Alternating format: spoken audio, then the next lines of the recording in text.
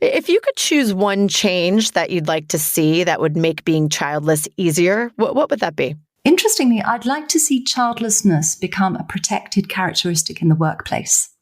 And the reason for this is that a lot of the structural difficulties that childless people experience, a lot of them have very, very solid form in the workplace between privileges and benefits going towards those with children and not with those without children, and that's by choice or not by choice, holiday time, benefits, maternity cover. I mean, if you're a childless woman in the workplace and you've been there for 10 years through your 30s, you've probably done like 4 or 5 maternity leave covers. In Europe, those are up to a year. You've done so many other people's jobs for them while they've been away, having 1 or 2 or maybe even 3 children. You never get any thanks. You never get any time off in return. You never get any pay increases. So there's no recognition, no reciprocity, and no recompense. So there's lots of things that can build up unfairnesses in the workplace because pronatalism says that parenthood is more important than non-parenthood. Therefore, the needs of people without children don't have to be considered. But, having children is a choice. It is a lifestyle choice. And mothers and parents in the workplace need a lot of support. And I absolutely want them to have more support. But it shouldn't be at the cost of those employees in the organization that don't have children. Organizations push a lot of that stuff onto the childless and child-free employees. If we consider that we're talking about the childless liberation movement, if we look back to the successes of the gay liberation movement, the LGBT liberation movement, by getting changes legally enshrined within the workplace that started people to understand what happens when diversity and equality, when the rubber meets the road, how does that actually shake down in law? Those changes were absolutely vital in a beginning of a wider cultural conversation and understanding about how you experience inequality if you are not the dominant sexuality. And I think for childless and child-free people in the world, if we could start to see that recognized in law in the workplace, we would start to see equality everywhere. Now, there is a great quote that comes from the anti-racism movement. I've never been able to find the source of it. And this is, when you are accustomed to privilege, equality feels like oppression. One of the real difficulties in getting change as a childless person is that you need to get the parents in your environment to buy into it. And there's a lot of hostility because when you try to have, let's say you're a childless employee and you're trying to speak to your HR director in your organization about creating a fair environment for all employees, regardless of parental status, there's a good chance that that person has children. And unconsciously, they may see that what you're trying to do is take away some of their benefits. And they may block you. They may not do it consciously, but we need, within the Gateway Women online community, sort of my community, we have a private group called the Workplace Changemakers Group, where childless women in organizations all over the world are supporting each other, doing this work of basically speaking truth to power. And I really, really hope that the younger generation coming up, the millennials and the Gen Zs that follow them, who are much more hot about personal rights and personal responsibility, will pick up the work that we're starting and go, hang on a minute, this actually isn't fair that they get these rights and privileges and time off because they have kids and I don't.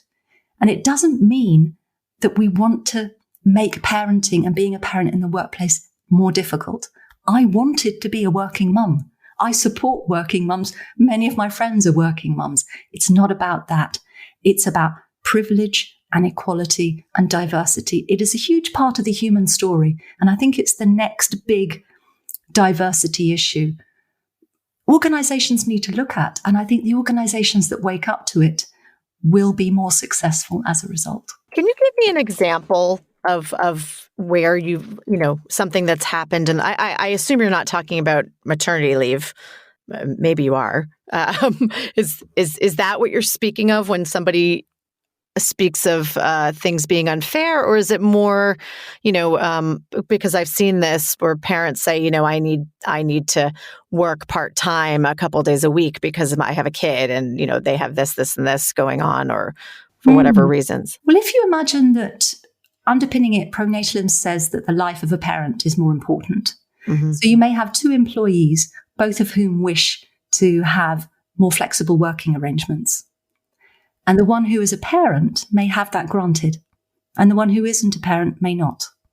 Right. The company will say, well, what do you have to do outside work? What do you need to be flexible about? No. Do you know how many mothers I know that say, and friends of mine, not to throw my friends under the bus, but I think it's just something that commonly comes up among mothers, which is, oh my God, how did I think I was busy before I had kids? Like, I had no appreciation for how not busy I was before I have kids. And it's something that I often defend because everybody's busy is different depending on your life and what you're doing with it. It doesn't necessarily mean that mothers are the most busy in the world. They may well be. Yeah. And especially when your children are a certain age, let's not take away from how much so many modern mums are doing, as well as working. They are often ridiculously overstretched, and I wouldn't want to take away from that. But it's not necessarily about busyness. It's about you chose parenthood. Mm-hmm.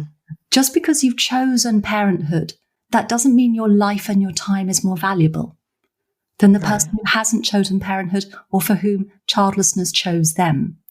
Just because they're not as busy in the ways that you are, that doesn't mean that their time is less valuable for them to do with what they wish. You see, there's the value judgment creeping in again. And also, I'd like to say that many childless women are also single. And a single life is a very busy life in terms of having to do all of those things and share all of those tasks and make enough income to cover a much more expensive lifestyle, because when you don't have to share it between two people, it makes a very big difference. There are a lot of things going on in those lives. They may not be as obvious as parenting, but they may be busy in other ways.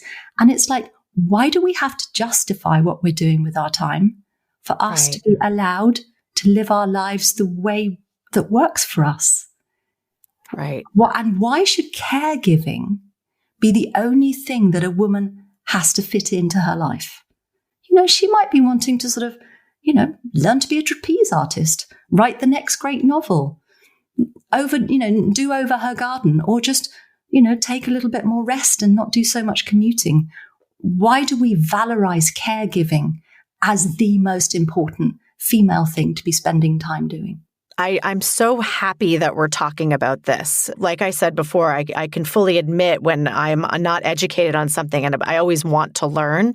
But I think there are going to be so many women who, whether they're childless or mothers, who are going to learn so much from all the wonderful things that you're saying that make so much sense. And by the way, definitely is not being talked about enough. It really isn't to the parenting community. So I'm so happy that you're here to talk about this.